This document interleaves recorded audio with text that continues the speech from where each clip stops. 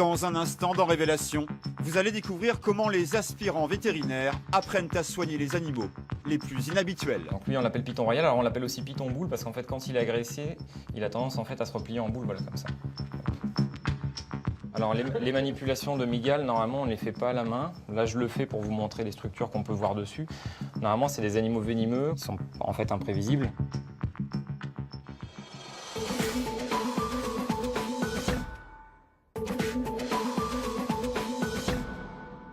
Retour à l'école vétérinaire de Nantes. Les étudiants de 5e année suivent une nouvelle formation. Le thème, manipulation des animaux d'espèces inhabituelles, les NAC.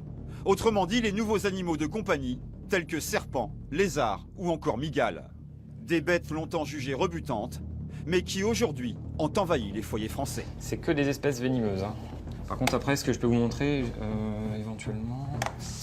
Le docteur Gouin est un des plus grands spécialistes français de ces animaux, à manipuler avec précaution.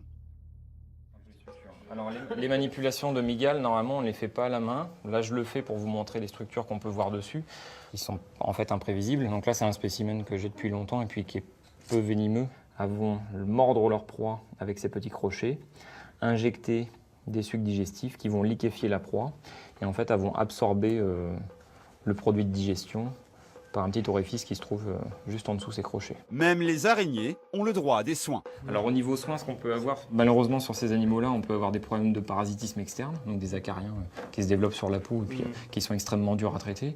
On peut avoir parfois des fractures de pattes ou des arrachements de pattes. Et on attend que ça repousse. En fait, ils font des mues à peu près, pour les femelles qui vivent 15 à 20 ans, elles font à peu près une mue tous les ans ou tous les 18 mois.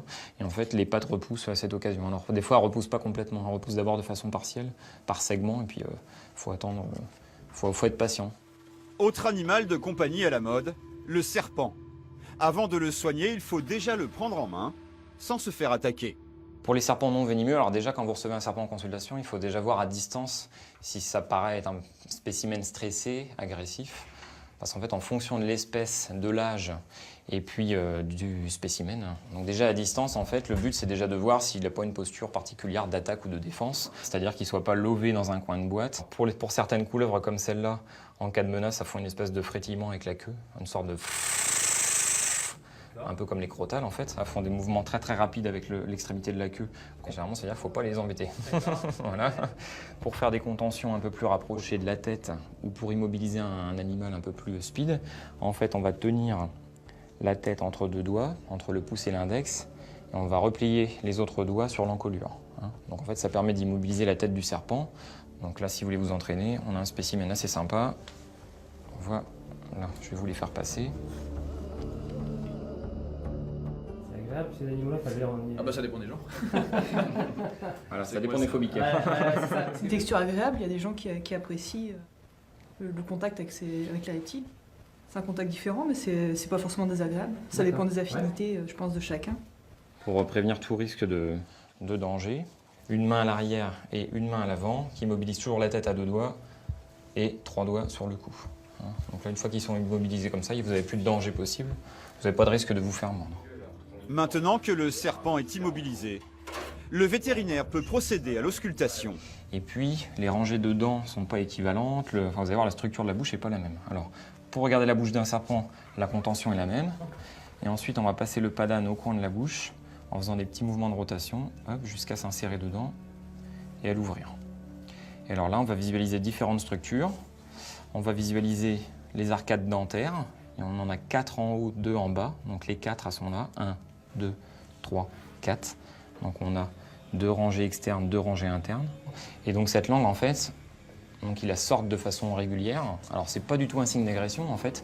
Ça a uniquement un rôle perception de l'environnement. Ça capte des molécules, on va dire des molécules d'odeur, des molécules chimiques qui se trouvent dans le milieu. Et ces molécules, elles sont analysées au niveau du palais. En fait, quand ils ferment leur bouche, la langue se plaque au niveau de cet organe et ça leur permet d'analyser. En fait, ça a le même rôle que l'odorat et le goût chez nous. Ça leur sert en fait à capter leur environnement et puis ça leur sert à repérer surtout des proies, c'est-à-dire les odeurs de rongeurs, d'oiseaux. 13 millions de NAC vivent dans les foyers français. Pourtant, soigner ces animaux n'est pas encore une habitude chez les vétérinaires généralistes. Dans le cas où on a un spécimen agressif, comment on l'approche, comment on peut... Alors la première chose à faire, c'est essayer d'immobiliser la tête, parce que le principal danger que tu vas avoir, c'est de te faire mordre. Alors il y a deux solutions.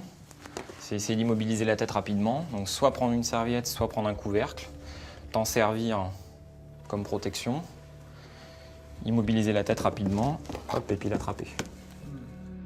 Aujourd'hui, il n'existe que quelques vétérinaires très spécialisés pour les nacs. Alors ça, c'est un petit lézard qu'on va trouver au Moyen-Orient.